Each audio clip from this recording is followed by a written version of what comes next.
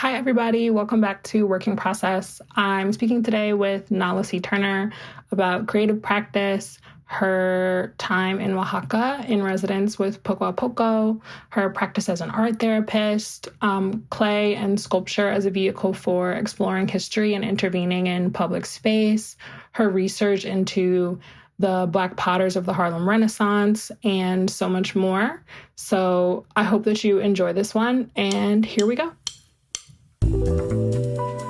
Welcome to Working Process, conversations with Black women working in, with, and around clay about their work and process. An audio offering by writer and ceramicist Gabrielle Ione Hickmon. Hey everybody, welcome back to Working Process. I'm really excited for today's conversation. I'm here with Nala C. Turner, who is a ceramicist and an art therapist. I'm really looking forward to all of the things that we're going to chat about today. But before we sort of get into that, I'll let Nala tell you a little bit about herself. Hi, everyone. Thank you so much for having me. I am a Brooklyn-based ceramics artist, culture worker, and a creative arts therapist. And yes, I enjoy working with themes primarily related to race issues and cultural identity. And so coming here and talking about my process and my work is exciting because I've been working with clay for over 15 years, and I enjoy that my work is interdisciplinary. You know, it's not just me as a visual artist, but it's me as an educator, me as a healer, and also me as a student. And so hopefully you get to hear a little bit more about that. Yes, I can't wait to dive in and hear about your practice and the interdisciplinarity in your work. But to sort of like ease us into the conversation, I would love to hear just like what's your favorite clay body, your favorite glaze, your favorite tool. Like, what are you always sort of reaching for or working with when you're in your studio?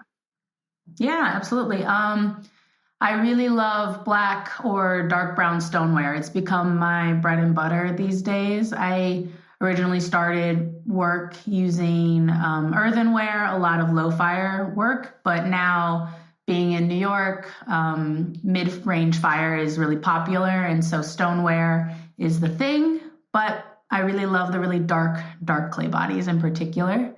I rarely glaze, so that's a harder question for me to answer. More someone who uses a lot of stains. But when I do glaze, I really enjoy earthier tones, so what we call potter's glazes. And so things like Shino and Tomoku, those tend to be the go-to glazes for me, because anything that's really earthy, anything that is what I feel like very synonymous to Black and brown culture, those are the things that I'm using the most. And tool. So my favorite tool is probably the Mud Tools Red Flexible Rib. If you are a potter out there. Yeah, I was going to say, I love that rib so much.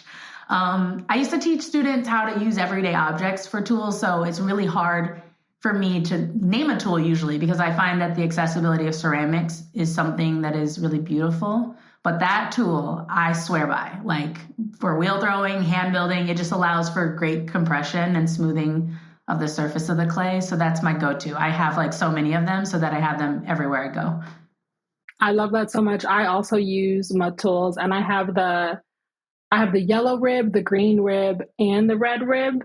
And I like use them all for different pieces. And, you know, they're all different shapes too, which I think is interesting and kind of speaks to their different uses. But you are also the sort of second person on the show who doesn't glaze a lot. And as someone who also doesn't glaze a lot, I kind of love this for us. So we're building a sort of natural finishes community. But I'm also really curious because I have a very sort of like particular sort of playlist that I listen to when I'm in the studio. Like if there's a particular sort of sound that you always have when you're like working. Honestly, it really depends on my mood. Truly, I would say though I enjoy most 90s R&B and hip hop, neo soul, and 60s 70s soul. So like Irma Thomas, Minnie Riperton, Charles Bradley, Stevie Wonder, or like Nina Simone. Those tend to be a vibe for me because I like to sing while I work, which is kind of distracting, honestly. I probably shouldn't do it because I don't get as much done that way. But I like to like be embodied with the process. So I think anything that's going to make me want to sing or dance a little bit is more likely to be played in my studio. I love that so much, especially because like working with clay is already so embodied. Like I'm always telling people how physical it is. And, sometimes I leave the studio and like I'm, sore, in my shoulders and my back from what I've been doing. And like maybe that's just like me having like bad studio posture or something. But I love sort of like through music, right, making sure that you're sort of like even more embodied in the work than like you already are, just because of like the nature of sort of like working with clay. Absolutely. It becomes like that conversation between you and your medium. And I think there's just like the reason why, I mean, we'll get into it, I'm sure, but the reason why I love clay so much is just how connected you can be with the medium. And I think in that connecting other sensory experiences with it makes it more special. Yeah. Yeah. Okay. So we're sort of like talking about it, talking around it, but I'd love to just hear about like your like literal working process. So like, do you hand build? Do you work on the wheel? Are you burnishing? You mentioned sort of like transitioning from like earthenware to stoneware. Yeah, would just love to hear sort of about, the literal like working process of when you're building something. Yeah, I do both. Most of my current work is wheel thrown, but I always consider myself more of a ceramicist than a potter. I started my work in hand building and creation of form and vessel using coil-based construction. So that is like something I feel not only very comfortable with, but I think I always go back to because it's considered, at least in America, it's considered very elementary, but I think there's just like such a process to coil pottery that makes it way more complicated. It's like making a process more complicated and slowing it down. And I think there's something about that I really enjoy.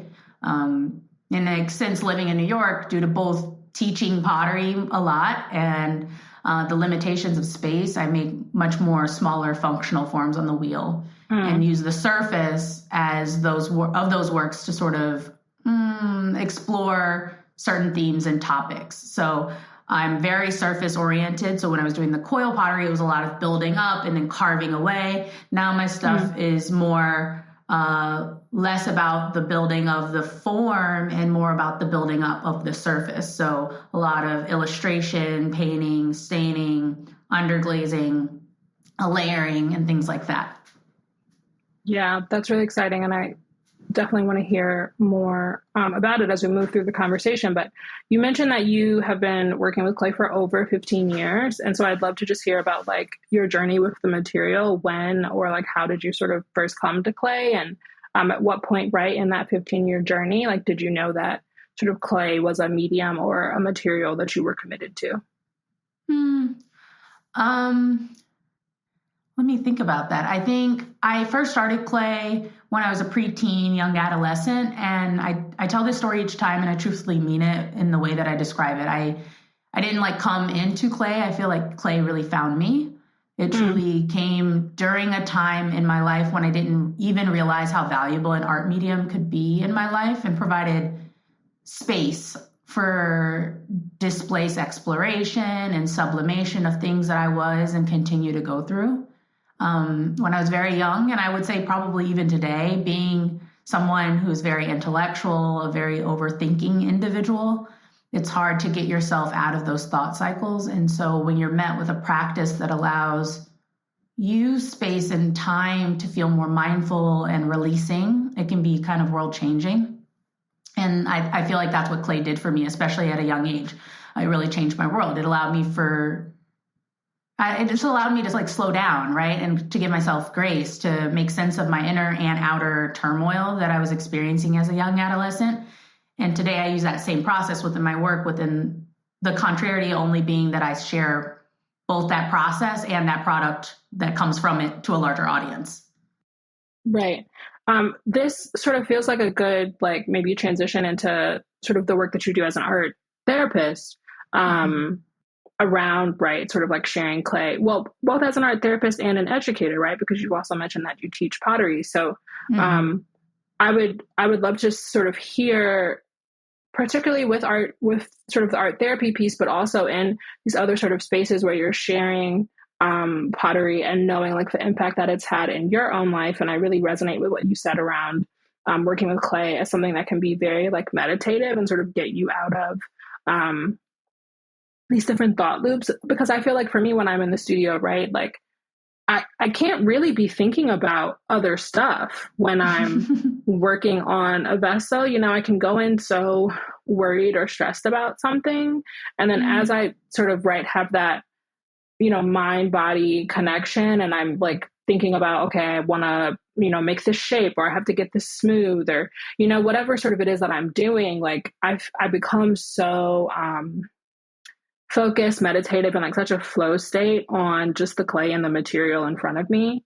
And Mm-hmm. so I'd love to hear, right, in your art therapy practice, and then also as an educator, like how have you sort of like seen and experienced clay? I know you've talked about it before as like as medicine, um, Mm-hmm.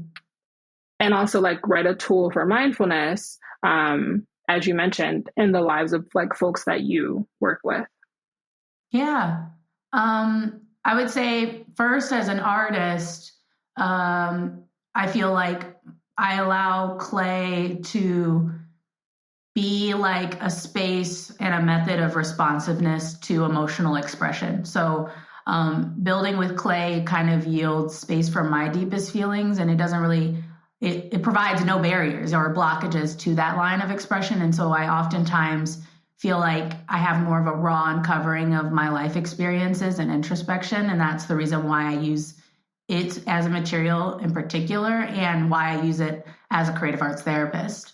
Um, Through clay work, I feel like I look to reauthor historical narrative, self perception, and cultural understanding. And my work in itself is a reflection of that process. And so, looking at things like perception and time, and specifically how, like, the individual and the collective perspective, both within the bounds of culture and the boundlessness of history, come together. So I like pull my work from my own experiences, rooted in the reality kindred for larger cultural spaces like the culture of Black people, and I seek out and utilize the history, rituals, and identities recognizable within Black culture to sort of investigate culturally restricting barriers and really re-represent myself within popular culture.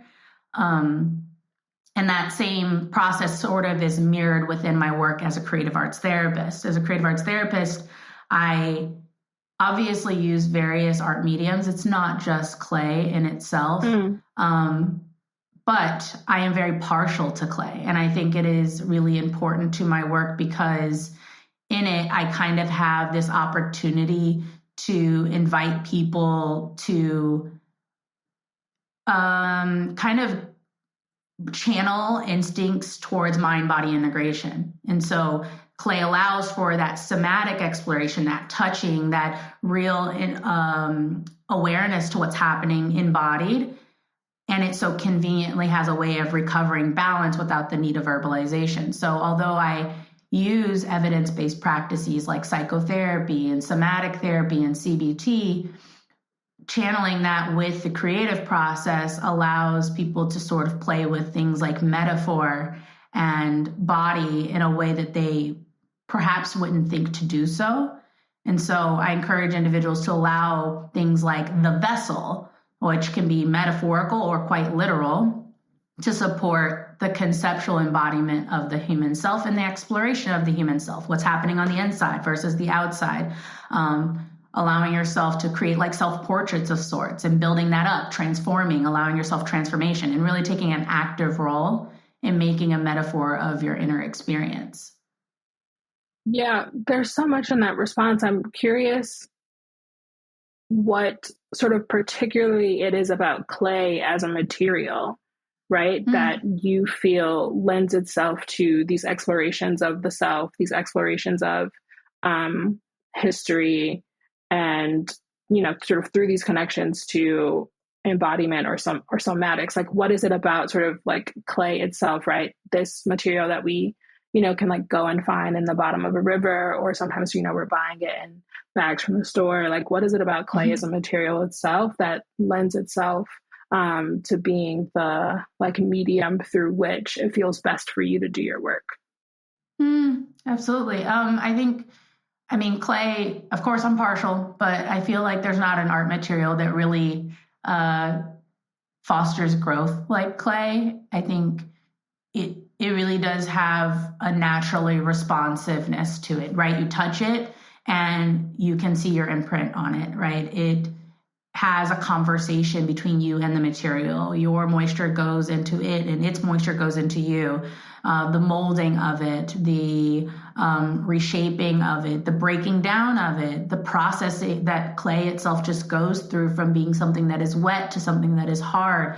I think that in itself is very much so a mirror of what we experience as humans, and as having a material like that to explore with makes it a lot stronger of a process art therapeutically. And so I naturally go towards it because there isn't like a mediator. You're not holding something like a pencil or a paintbrush, and not to say that you can't get a lot of work done or revelation done with it, but you are now being forced to be met with how much autonomy you have and will you have. And I think that's important for people to be able to experience when they live in a world where they don't feel as if they have much control over anything.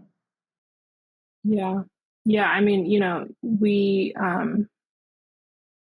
work with the clay, but the clay also works with us. And I think, as we're in the studio, I always tell people that like clay has a mind and a memory of its own. And it's so responsive. And I think it also decides, right, at every step throughout the process of working with it, like what it wants to become. We have our ideas, but then, you can put something in the kiln and, you right, like you had a piece going in one direction, but it wanted to go over here, and it's going to do that.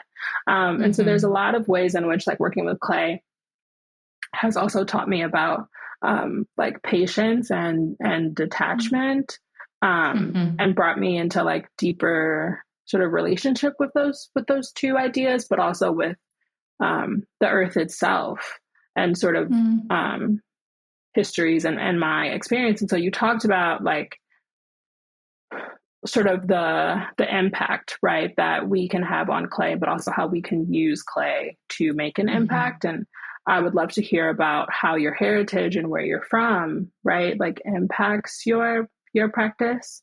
I know like you're also from the Midwest. And so if there's any ways in which like being from St. Louis influences you in your practice, or even just like, right, being a member of the Black diaspora, you sort of started to touch on these things, but I would just love to hear more. Yeah. I feel as if my Blackness is the center of my work. And much of that is because it is something that is ever changing. What I mean by that is that my self-perception constantly is made to change and be refortified due to being a Black American. I mean, I think I started working with identity and race particularly because I am from the Midwest, and growing up, the version of Black that I was and am never seemed to sit well with kinship or white counterparts. And so the space of confusion, then exclusion, became something worth exploring further. I really believe in reauthoring narratives. So my process constantly is allowing myself to learn more and shift perspective, to invite viewers and friends and communities to also do the same, whether they're Black or not, but to really question how much historical narrative, present time, self, the other really decides your own personal self-concept. I currently live in Brooklyn, and I show and travel my work nationally and internationally. And I would say that more often than not, I enjoy showing my work in either saturated spaces of Black community or what feels like the polar opposite, spaces that invites or asks me to sort of interrupt its cultural landscape, and, space that perhaps needs new narrative to push it forward. Can you sort of say more about the tension between those two, and I'm still maybe sort of thinking about what you were saying about St. Louis, and you definitely don't have to sort of dive more into it if you don't want to, but I'm sort of curious about like your particular Black Midwestern experience, and then how that, right, is mirrored even in what you were saying about like sort of showing your work in spaces that are almost like drenched in Blackness, or the sort of total opposite of that. Yeah. When I talk about my own experience, I feel as if, well, St. Louis is a city and there's definitely plenty of Black people in St. Louis. I myself grew up going to white suburban school and was one of few Black people that were not the version of Black individuals who were being bused in from city schools. So during that time, most Black students that were at a lot of the white suburban schools were being brought there through policy. This was way back when we think about during the time of segregated schools, when they were trying to really integrate Black people into white spaces. That's uplifting, and that process was still going on even when I was a kid. And so while I did not grow up during a time of segregation, you still saw that process happening, and you very much so felt that experience in your school experience as being very othered. I myself grew up living in the suburbs at first at a very young age, but by the time I was 5, I lived in the city. And so I had this really weird experience where I'm like, I'm Black and I have family who has home in the suburbs, but then now I live in the city and now I'm being bused to school. So now I'm considered this Black, or, oh, you're too white to be Black, or you're too Black to be white. And it was so confusing. And I truly, in addition to personal familial stuff that was going on that created a lot of confusion for me, I felt the need to be able to say who and what I was without others telling me what it was.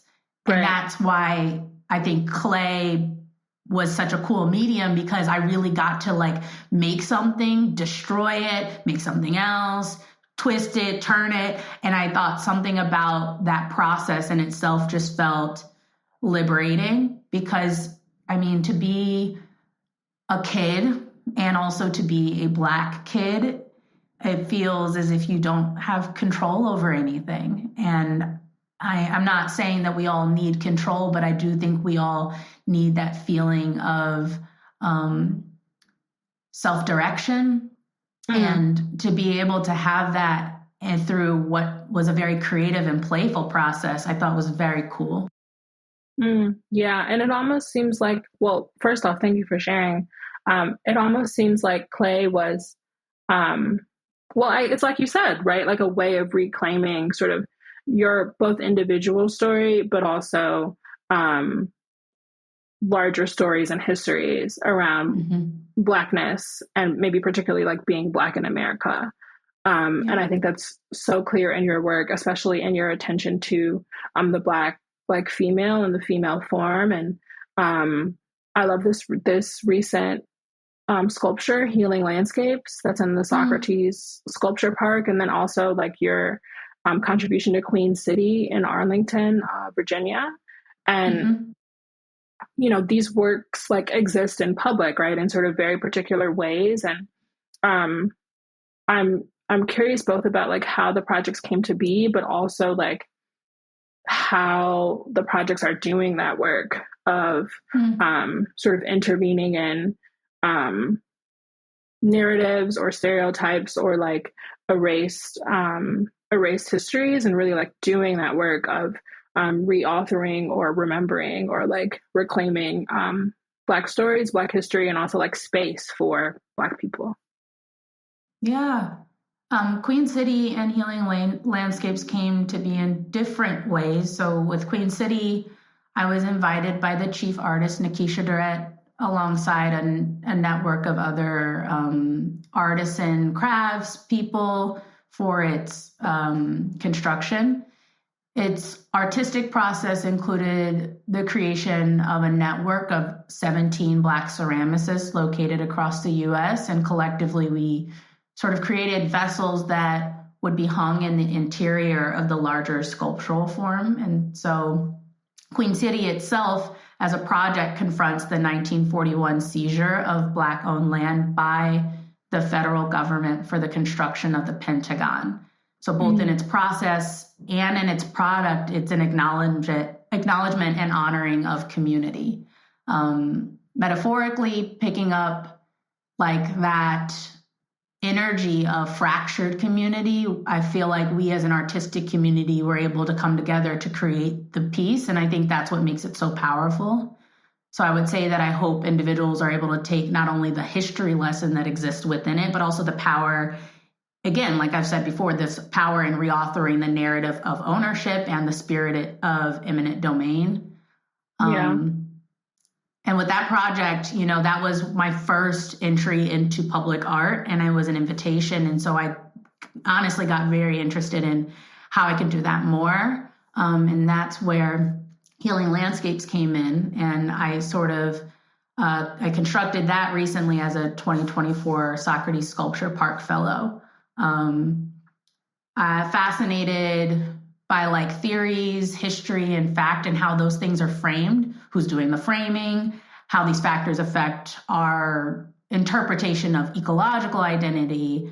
The piece explores both the legacy and struggle for economic, social, and environmental equality, and how that is like translated into modern day understanding of biocultural diversity. So it's like a 6.5 roughly by 3.5 foot dual-sided interactive sculpture, and it has images on either side which can be shifted and altered and transformed. And I think the piece in itself was created with the intention of fostering communal engagement. I came from Queen City, was really in awe with how Nikisha invited us to work as a community, and I wanted the observing or the interaction with my work to be communal as well. So it invites the audience to interact with the modular canvas, asking them to alter and shape the visual reality based on their own unique perceptions, right? And so while it's important to note that the work isn't able to really be fully transformed or shifted alone by one person, it's pretty heavy, and it's intentionally meant to have collective participation. So it highlights that fundamental truth that whatever we do in life can't be achieved in isolation. And I feel like it's meant to be a larger reflection of our interconnectedness and inviting viewers to experience the beauty and the challenge of collective transformation, which I think I'm always intrigued by, because there's so much, not just in Black community, but there is so much misunderstanding of separation that we do as definitely as a nation, but for sure as a world. And I think there's so much space that can be done through curiosity and inquiry of what does it mean actually to allow for the interconnectedness that makes us more powerful as a race of humans, rather than the separation that so many people seek. Yeah. Oh, I'm having so many thoughts. I'm in the first, I'm in the first year of my history PhD program. So I've been learning all about, right, like how history is constructed and then somewhat by the historian, right? There's, what actually happened and then what we say happened, and sort of the relationship between those two things does a lot of work in terms of, creating cultural myths, and I think also creating, right, some of this sort of division that you're speaking to. But then I'm also thinking about how like communal both of these projects sort of were in their genesis or in the ethos behind them, and how important that is, even just for like us as potters, or, ceramicists, because the sort of like lone, person in the studio working with clay is such a like new thing. Like I think as new as the late 1900s, or maybe it's early, but like it's new, right? It's within the, the last little sort of bit of like time here. And so I love that both in sort of like how the projects came to be, as well as like how they're experienced, right? You're inviting people to be in community, but also to then reflect on, right, sort of these larger experiences and like myths and ideas that have like shaped us. Because one of the things that I've been just learning and thinking about in school, or that we've been talking about recently, is how like the sort of field of history needs to change and might even need to be more communal. I kind of feel like I'm rambling now, but there was just a lot of like what you were saying that resonates with some of the things that I've been thinking about and learning recently as well. Absolutely. No, I definitely can agree with that. I think there is perhaps even myself a question of how is it that I can play with this idea of what history typically looks like and how it is doctored, how it is noted, how it is then re-edited because someone realizes that they missed a large chunk, right? And I think something about even just the way we work as artists, we do highlight things that are often forgotten, but what would it be like to also encourage people to think about that with more pre-thought too? Yeah. I mean, you know, history has historically been about like great men and great white men at that. And so, you know, while the sort of field or space has been like expanding, it's definitely not all the way. It's definitely not also right sort of where it needs to be. I'm having like this I don't know, like my my sort of school conversations are coming out, which is totally fine. But it's just, you know, funny how like sort of who we are or all that we're doing like always sort of permeates whatever spaces that we're in. But I love the use of, and this is something that I'm, you know, increasingly wanting to do in my own practices, right? Sort of putting work in public space and how that intervenes in public space, and also then intervenes in narratives about who that space is for and where those narratives came from, right? Which is how history, right? How the history of a space has happened or been talked about. I know as well, so sort of like staying on this like history sort of conversation, right? You recently, or maybe it's coming up, like taught a class on the potters of the Harlem Renaissance with Gasworks NYC. And I love their class series. And so I'm excited to, I like bought the class, so I'm just waiting for it to be sent to me, but I'm really excited to like listen to it. But I'm curious because, you know, I think that like the Harlem Renaissance really, right, sort of like looms so large for so many reasons in society in general, but especially in Black culture, right? And I think that like folks know about writers and artists, writers and like painters and you know, folks who are working at the time period, but maybe not so much about people who are maybe like working with clay. And so can you tell us like a little bit about your research? Who are these potters? What are they making? And like, how were they a part of the Harlem Renaissance? But also like, how does, right, knowing about them maybe shift or expand like how we think about the Harlem Renaissance, and also the legacies that like we can situate ourselves within as like Black potters today? Absolutely. Truthfully, there is not an easy way to summarize the workshop in this space, mainly because there's just more history than people even realize.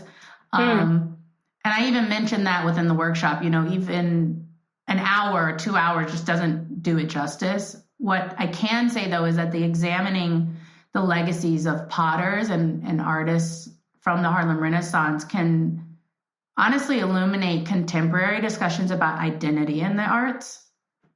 These creators were not just skilled craftspeople, but they were also storytellers who infused cultural heritage into their work, and those contributions in particular inspire current conversations about how we represent identity and diversity today.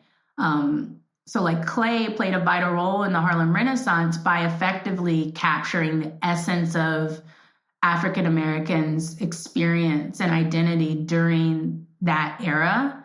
And the medium in itself allowed artists to express their narratives with a remarkable detail and accessibility. I mean, you're talking about a time where mainly work is being made with paint and bronze, and, you know, those are not accessible materials. Right. And so they bring something that is more approachable to Black people, in addition to their counterparts displaying the aesthetics and the beauty of Black people for the first time actually made by Black people, right? We think about the history of Black sculpture, like literally sculptures of Black people, and how skewed they are, right? Versus being able to really lean into a lot of the very real physical attributes of Black people that are, of course, for myself, something that we honor and that we love. And only now people are wanting to, you know, imitate, which is ironic, but at that time was not wanting to be seen at all, right? Yeah, and so talk about it.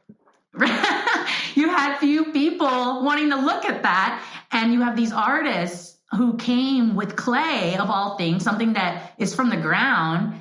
You know, artists like Augusta Savage, Selma Hortense Burke, and William Ellisworth artists. Those three in particular I know because they were sculptors. So they were literally sculpting busts and images of people, of Black people.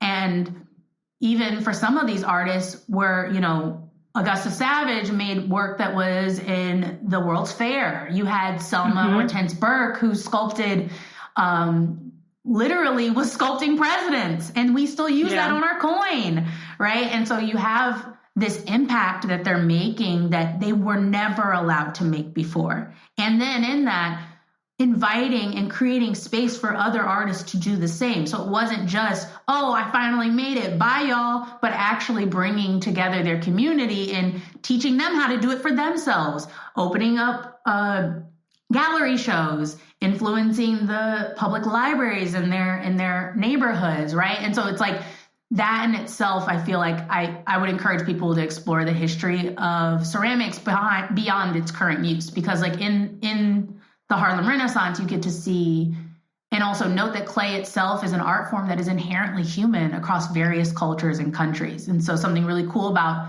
the ceramicists and potters during the Harlem Renaissance is that they really were calling back to that ancestral heritage of clay from Africa and allowing that to be visibly seen with an interconnectedness of trying to make space for themselves in an American world that deemed them not only as not important, but inherently inhuman.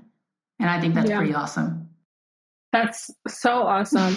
I have so many questions, which one is like, well, I mean, I think a lot of people know about Augusta Savage, but are the archives of these folks like sort of readily available? Have you been able to see or touch or like engage with any of their ceramics? Like, because like ceramics survive, right? Like clay, especially as it moves through all of the processes that, it goes through, has such longevity. And so I'm just curious, like literally about, like the sort of archival material, whether that's like paper and ephemera, but also like the sort of works themselves, and if those have like survived. Absolutely. I personally haven't gone and touched their work. I will say Augusta Savage, like you mentioned, is also probably one of the largest names within that period that people would be able to find. And I reviewed when I was doing when I was preparing for the workshop, I even found that, I even had to visit libraries and go into archival newspapers and work to find even just mentionings of some of these artists and some of their works. And so some of them it's such a deep dive that there is not even imagery of their work, which is sad to know, but also it just, honestly, it pushes me even more as a Black person, but as a person who enjoys history, to really do that discovery for yourself, to not let whatever is shown to you as being the only narrative, because there are so many other ceramicists during that time. I mean, I think in the workshop I cover 9, and that was me selecting a couple so that I wouldn't be on a long tangent and take up 4 hours of time. Because the reality is there just really is more to be seen. And some of it, even I couldn't even show them. People were like, I want to see their work. And I'm like, I couldn't take photos. I wasn't allowed, in the library. And I think that in itself speaks to some of the lost artists, right, that we don't know about. Yeah. And that also, I think, is part of what implores us, right, as Black artists working today, to be very intentional about having conversations like these, but also like documenting our practice, and like recording it, and, to borrow from my friend Sierra, like building our own archives, so that future generations of Black people in general, but like maybe Black, clay workers or, ceramicists specifically, right, are not sort of having to potentially sit with like that sort of cultural loss of their like history or lineage within the medium. Absolutely. Yeah. And so I'm right. So then I'm thinking about, if we're thinking about like building our archives, like making spaces for our practice, also making space for discovery, right? Whether that's in our own work or in or about the like artistic sort of traditions and lineages that we come from. One way that has been so important for me to do that is through artist residencies, and like carving out intentional time for myself and my practice outside of like my previous day job. Now I don't have that day job, thank God. But I know that like, right, we both spent some time in Oaxaca, Mexico at Pocoapoco. And I would just love to hear about like your time there. What were you getting up to? What did you learn about yourself, about the world, about your practice? What were you making, researching, discovering, and like, what are you carrying with you from your time there? My time in Oaxaca was spent allowing myself to be an observer more than an artist. I quit my job and I left to live in Oaxaca for 6 weeks. Congratulations. And I genuinely felt very scared, but excited for the potential of having uninterrupted time to listen and to observe and explore a culture that would become inspiration for my now current private practice as an art therapist. My time there was guided with intentions of learning more about healing practices and the ways in which artistry has been used as a mode of healing in Mexico. So in addition to speaking with those within community, I got to learn more from other fellow residents artists from around the world who also brought their interdisciplinary perspectives and works into the conversation that gave me what I was looking for, a more expansive view of how healing may look and feel for different Black and Brown people across the world within my own art therapy practice. Being in New York, it's important to me to not view Black or Brown people as monoliths, and our experiences are very different. While there is an inherent kinship that I think that we share, there too is space to learn more about the interdisciplinary and kind of intersections that are cross-pollinated within different cultures and countries.